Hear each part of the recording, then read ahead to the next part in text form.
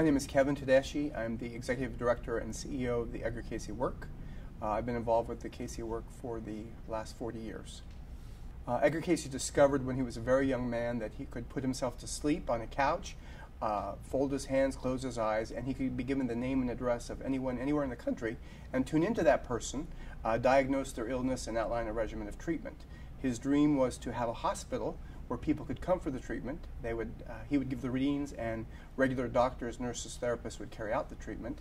Over and over again, the readings he gave prescribed Virginia Beach, Virginia as the place for that hospital. And so in the mid-1920s, the Cayce family moved here. They built the Edgar Cayce Hospital, and the Cayce Work has essentially had Virginia Beach as its headquarters ever since 1926. My name is Kevin Tedeschi. I am the Executive Director and CEO of the Edgar Cayce Work. I've been involved with the Cayce Work for 40 years, and we are located in Virginia Beach, Virginia. Edgar Cayce was born in 1877 in Hopkinsville, Kentucky. As a young man, he discovered the ability to lay down, close his eyes, and enter a state of unconsciousness where he could tune into individuals anywhere in the world, describe what was wrong with them, outline a regimen of treatment. That information came to be called readings. Cayce's dream was to have a hospital where people could come for readings and doctors, nurses, and therapists could carry out the treatment. Over and over again, the readings prescribed Virginia Beach, Virginia as the proper location. And so in 1926, the Cayce family moved here, and Virginia Beach, Virginia has been headquarters of the Edgar Cayce Work ever since then. Whenever Edgar Cayce would give a reading, he would lay down on a couch, close his eyes, begin to pray, fold his hands over his solar plexus.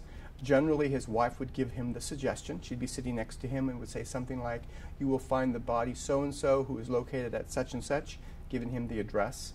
And his secretary, Gladys Davis, would be sitting nearby, and when he started to speak, she would write down, transcribe the information he gave.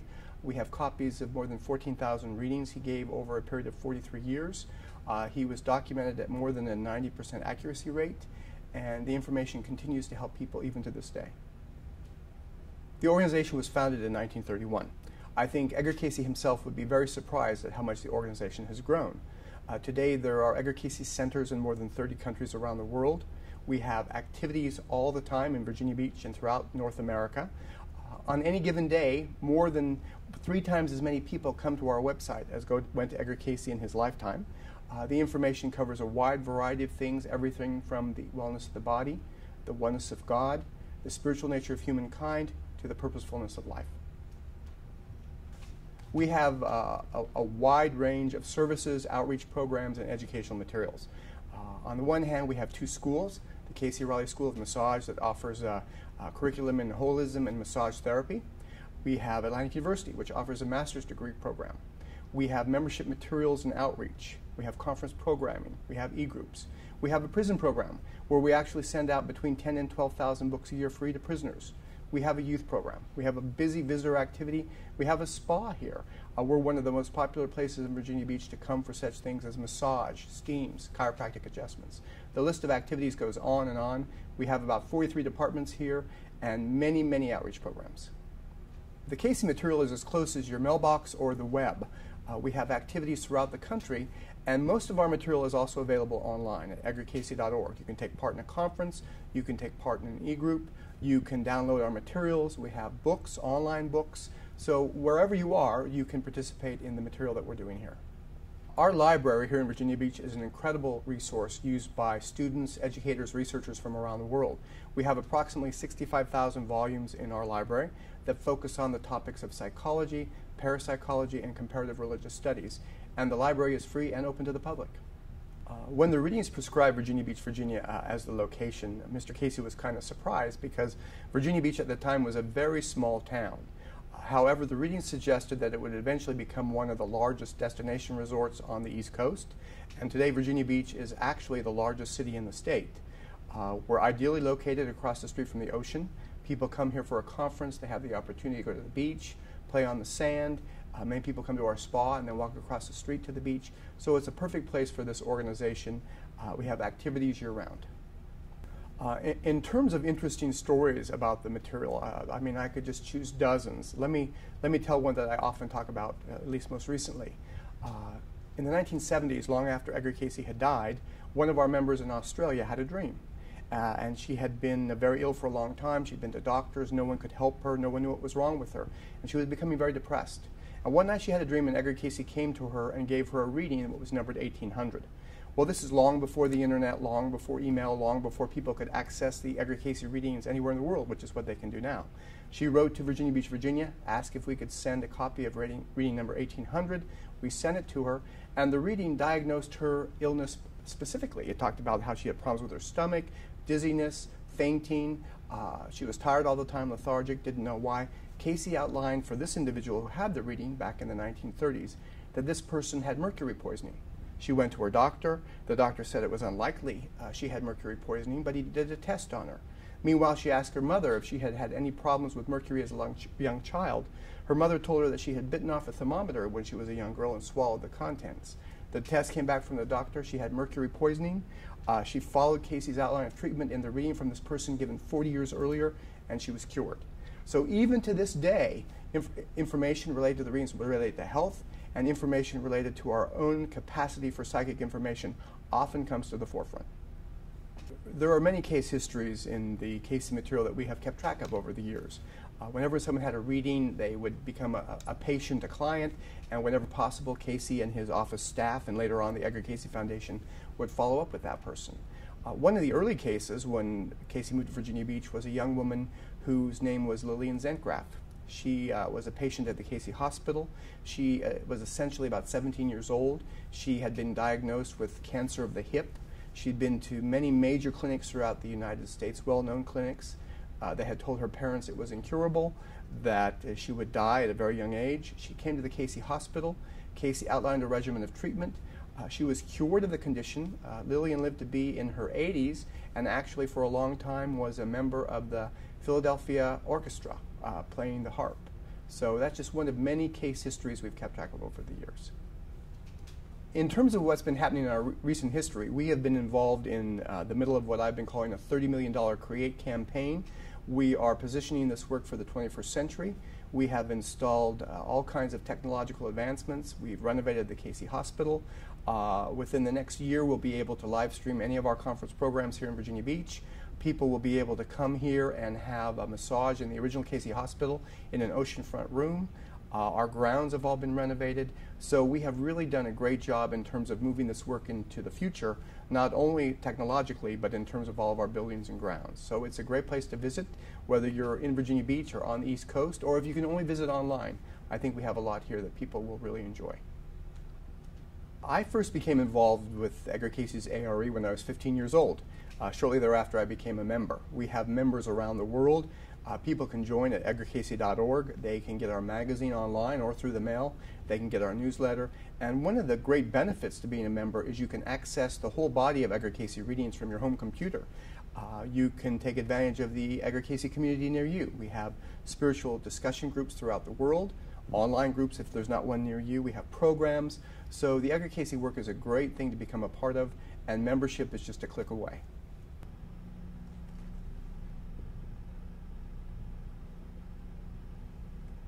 Another interesting case history we have is the story of Frederica Fields.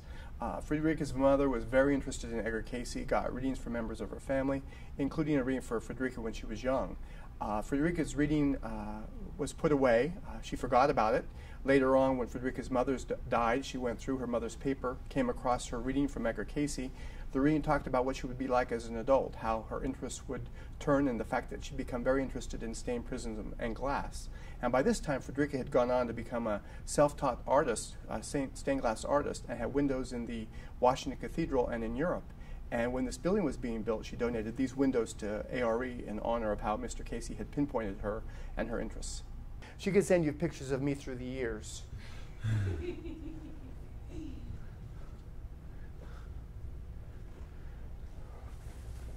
This room needs to be a different color.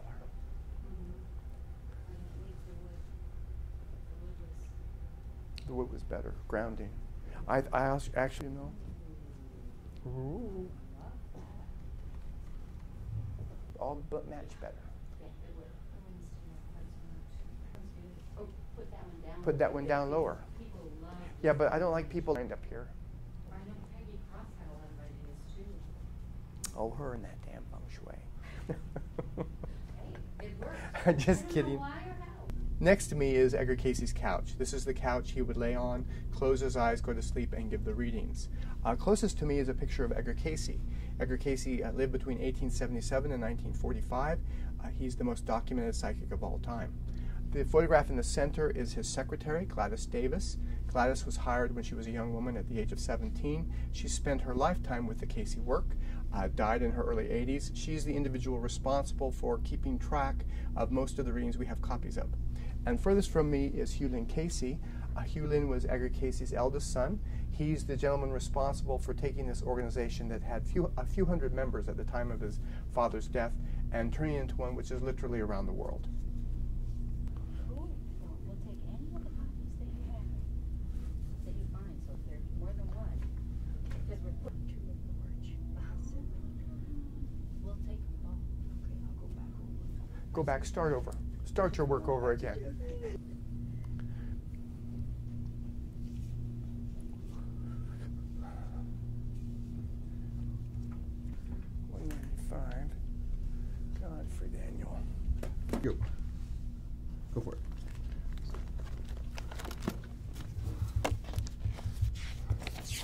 Behind me are the Edgar Cayce readings. We have copies of more than 14,300 readings. During his lifetime, Cayce mentioned an astonishing 10,000 different topics. People of all ages, all backgrounds, came to him looking for help for a variety of problems, health problems, business advice, relationship issues, whatever it might have been. People just like you and I ask Edgar Cayce the same kinds of questions we would ask today. So here in our library in Virginia Beach, we have copies of all the readings. This document, this folder, contains readings 444-1 through reading 456-1. The names have been pulled out for confidentiality, so this would be person number 444 the first time they had a reading, through person number 456 the first time they had a reading. Most people had one or two readings. One gentleman had 468 readings in 6.5 years. His name was Morton Blumenthal, and he actually built the Edgar Cayce Hospital. Each reading here in Virginia Beach has a blue index page. The online readings, you can search them without the index pages. They're all searchable. But here in Virginia Beach, they have a blue index page, and it'll tell you everything mentioned in this reading. So, for example, this woman had apparently issues with diabetes. She had problems with her kidneys. She was looking for more balance in her life. She also was outlined some exercise she might try, and Edgar Cayce outlined a prescription she could use. So the index basically outlines everything in the reading. The reading itself will have background, how this person found out about Edgar Cayce. In this case, this person had apparently had a reading for her son previously. The reading will give the time and the place it was given, who all is present. Mr. Cayce will say, yes, he has the body. He will describe the person, what's wrong with them, outline a regimen of treatment. Oftentimes recommend doctors that he has no conscious knowledge of. At the end of the reading, he'll answer questions. People found that if they were present for a reading and they thought of a question, Mr. Cayce would answer a question without ever being asked. At the end of every reading, we generally have follow-up reports. In this case, what happened to the person, whether or not they followed the treatment, how long they lived, for example. This woman went on to have readings for other members of her family and for herself as well.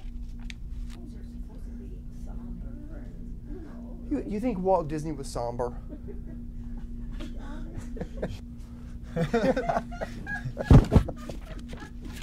Doesn't it? Let's not get that in the photo shoot. Huh? Oh. No, honestly. But we've got stills of the readings. We've got stills of this. We've got stills of the card catalog. Cool. Yep.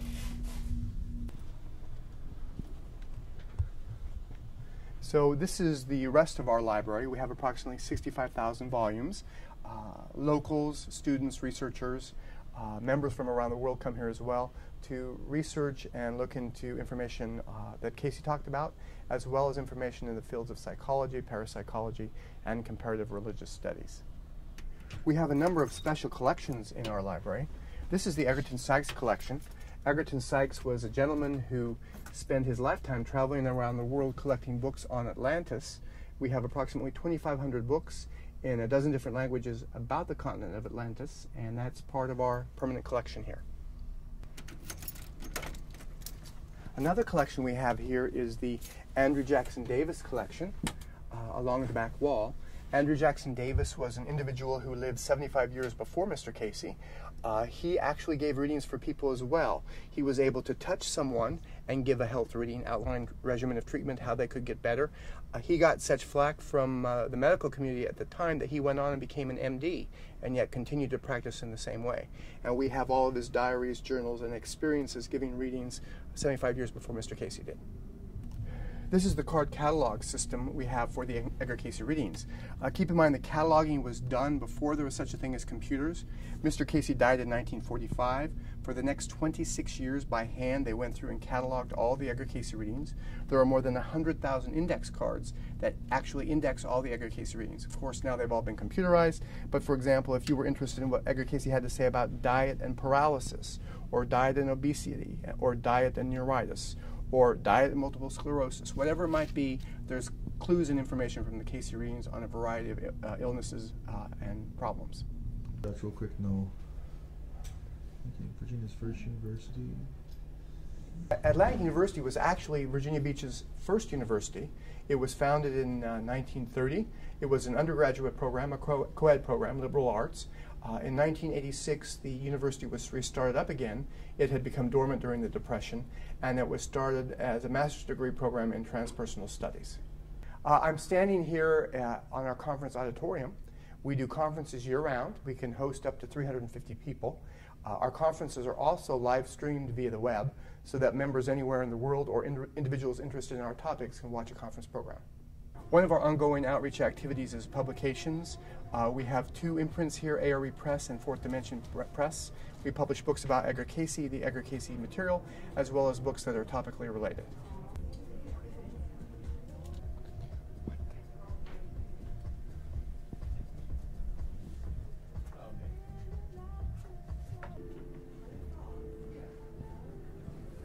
Behind me is the original Edgar Cayce Hospital, which is currently undergoing some renovations.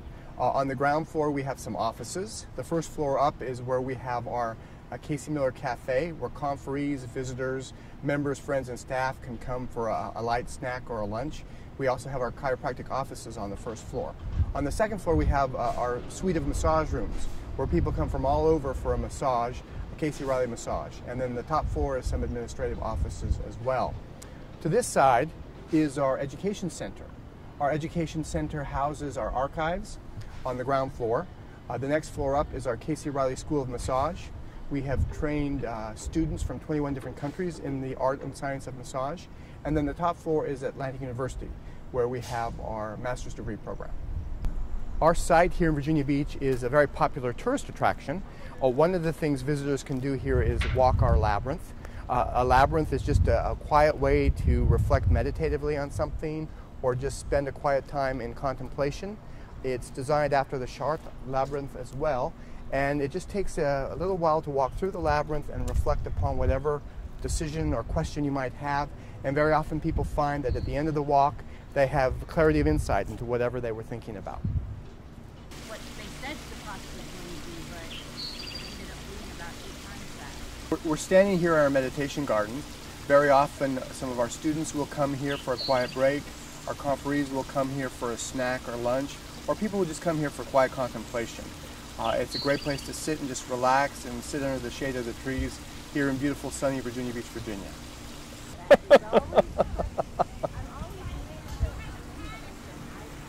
That's true.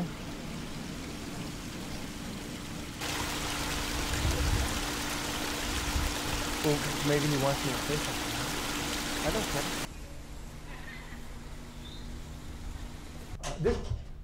This is Edgar Cayce's desk, and actually we found among his belongings a picture of his office wall. And so what the Edgar Cayce Foundation did was they duplicated all the pictures that had been on his wall, even down to the calendar that was on his wall, here on the wall behind his desk.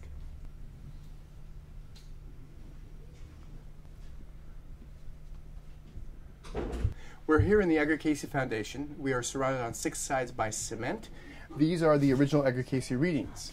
So in addition to being in our library, copies in our library, in addition to being mimeographed and in addition to being online, we actually have the originals here in Virginia Beach, Virginia. And just to show you what that looks like, each reading has a number associated with it, and each number is a number for that person and that person's reading number.